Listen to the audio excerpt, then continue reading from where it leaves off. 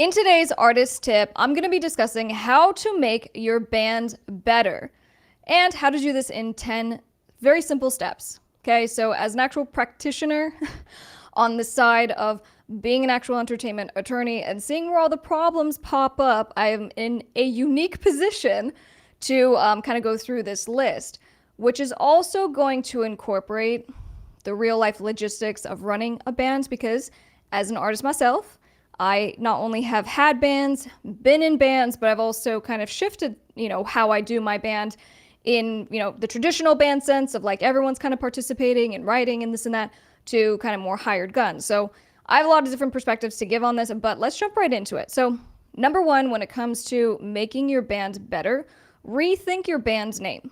Okay, so what I mean by this is that you likely already have a band name, and even if you don't, this is the same kind of thought process you have to go through. From a standpoint of your band is going to be successful and your name is your trademark. So the trademark is the most valuable aspect of what you're going to do as a band as you continue to develop.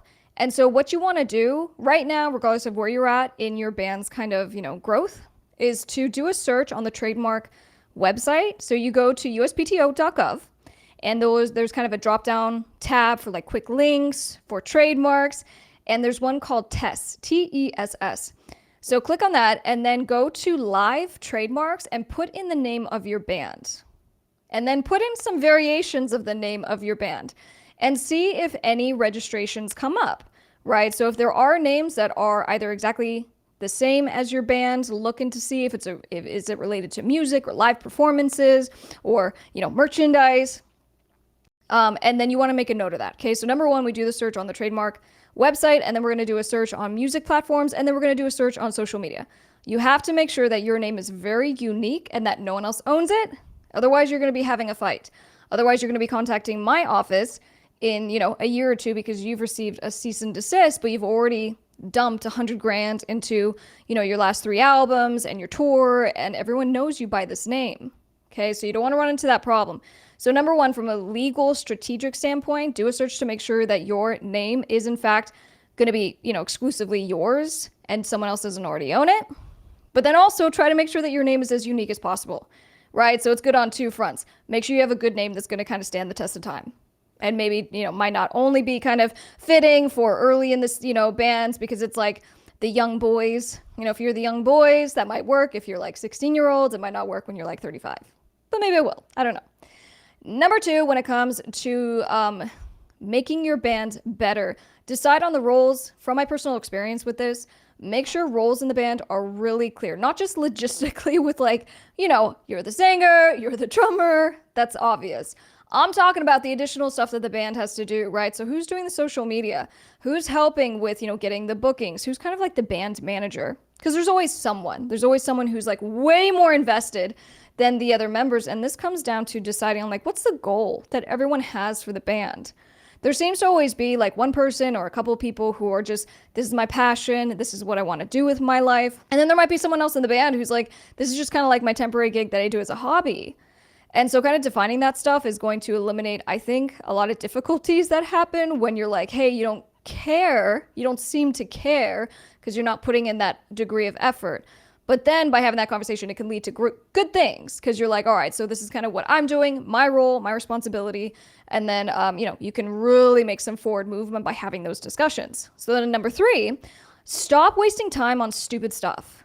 Okay, so when it comes to things like shows, if you are a brand new band, and you're trying to kind of get your name out there, you're trying to get some experience doing shows to very small stages at horrible hours and this and that. You just have to pay your dues. Right? So go through the process, do those shows. But at some point, when you've been hustling and grinding for like 10, 15 years and you're still taking those gigs at 1 a.m. and there's 5 people in the venue, and then you've spent hundreds of dollars on rehearsal venues to, practice, getting people together, the time, the money, everything taken together, get more strategic. Right? So it would be a better use of your time if you, maybe set up some kind of performance that you could, record and have high quality video and audio, and then you disperse it online. And then instead of 5 people seeing, you have 500 people see, or 5,000 people see. So get very strategic with your time and don't just take on and say yes to everything just because. It's very, conditional on where you're at with the band and what you're trying to do and what the goals are. But sometimes we get kind of lost in our emotion and our passion without being strategic and like business minded with our decision making. And look, even if you do take that 1 a.m. crap show, in the venue, a good rule of thumb is have someone there to capture it for social media purposes.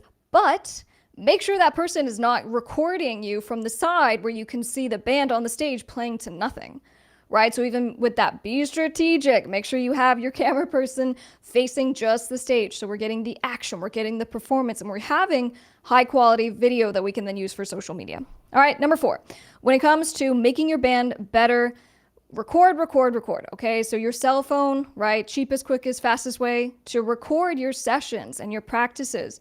And this is a way that you guys are going to be able to learn and get better really fast, because you'll see where mistakes are happening or where someone's like playing great, but making a dumb face, right? Or doing something odd that you're not really paying attention to until you have a chance to kind of step back, to listen, to ingest.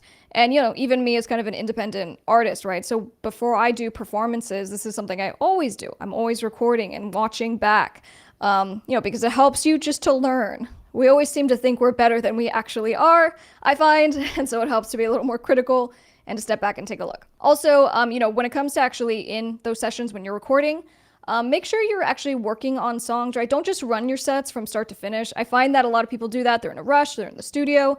Don't kind of waste the time in that respect. Everyone should be coming to band practice prepared, having worked on the parts, right? You shouldn't be working out little kinks, for one band member for 20 minutes. It's a waste of time. That person should have worked it out before coming in. So assuming that happened, don't just run the set. Actually break down songs. Be like, look, when you messed up that part, let's run it again. Let's run just that part. Let's run just that part. And really work it out and, think about it as a show. Think about what you're saying in between the songs. So number 5, when it comes to making your band better, show up on time. This is kind of not only a professionalism thing, but it sets the tone. Every person in the band needs to show up and kind of act like it's a job, right? So even if you are maybe a more casual band and you're like, we just want to jam and we're not really trying to big superstars here, nonetheless, still show up on time, act, professionally and take it very seriously. And that kind of setting of tone is going to be helpful for everything that you do as a band. Number 6, stop releasing music with no buildup.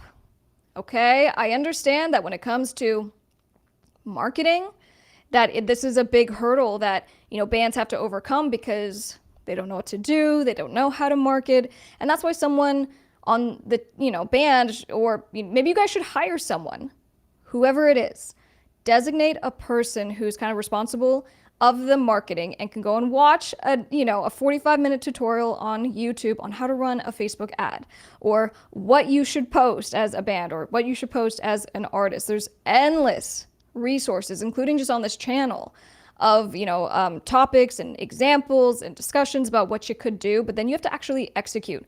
And the difference between a lot of bands, I think, is if you're not marketing and you're just kind of burying your head in the sand and you're like, we're not going to do that, that's not part of what we do, well, then it's a hobby. Music, the bands, the whole thing that you're doing is just a hobby. Because until you take that action to be, well, we need to be able to get some audience, we need people to see what we're doing, we need people to know about our music, you have to take on that responsibility and you have to make it a huge piece of what you do as a band. So number 7, when it comes to making your band better, get rid of bad apples. Okay, so as far as being an attorney, a lot of phone calls that I get from band members are in relation to band disputes, right? So we want to kick this person out. How do we do it? What's our legal liability? And we'll talk about that. But as far as just kind of pulling off the Band-Aid, what I do find is that when they think they need to get rid of the person, they never do. For whatever reason, they're like, oh, it's not that bad, or we've just gotten used to it. That person's going to drag you down. That person is taking your entire production, from your rehearsals to the, recording of your records to your tour. Everything is going to suffer because you have someone who is very negative or underperforming. I mean, I've experienced this myself, and it's really tough because these people end up becoming your friends and they're your family. And so you feel really bad. But the longer that you wait to kind of cut them from the band or to figure out a legal path forward so you guys can separate, the more that your band is going to suffer. So you have to be willing to make those hard decisions and kick people out of the band when it's time. Number 8, systemize your operation. You have to get really serious about treating your band like a business. Okay, so as far as schedules, marketing, music video releases, music releases, if you don't systematize and have an idea of like how you're running your band, then you're just going to be subject to whatever happens, right? Oh, we haven't had a show in 6 months. Okay, well, have you released music? No. Well, why not? Because we're waiting to get a record label deal. Why are you waiting to get a record label deal? You know, so the story just kind of continues. So you need to always, regardless of what your goals are, act like the record label. Take control. Be releasing music, right? Really be at the forefront of what you're trying to do as a band, and never take that kind of passive position. So sit down with your band, get a schedule, and figure out what it's going to look like for each one of these kind of categories that I've been talking about. Number 9, stop demanding stuff from your audience. Okay, so when it comes to especially your social media, don't just be constantly asking, hey, buy my tickets, hey, buy my merch, hey, go and, subscribe here and do this and do that.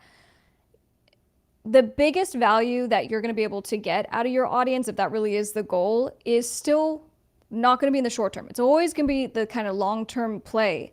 Now, while you should really care about your audience and you should want to cultivate your audience and that relationship, kind of asking them for stuff is a huge turnoff. And even for you, you get bombarded with advertisements from everyone that you follow, right? And it doesn't feel good to be asked all the time. So as a band, you really need to give back and make that a focus. How do we give back? And sometimes just by, doing a ton of social media. Right? That's how you give back. You entertain, you do the songs for the fans, right? You have, them on a live stream. I mean, really, really focus on your audience because they are the reason that you will succeed or fail in the music business. And number 10, when it comes to how to make your band better, get an entertainment attorney. Okay, so as far as I was telling you, people are contacting my office constantly to deal with the problems. Not necessarily to kind of, set the groundwork of how we're going to, for example, get the trademark for the band's name, to make sure that the band owns it, to set up an LLC, to put together an operating agreement, which is like the partnership structure for the band members. There's a lot of steps that we can do, but you need someone guiding you through that process and making sure that you're doing it correctly. But then also, if you have an attorney for your band, then that attorney can help with problem resolution.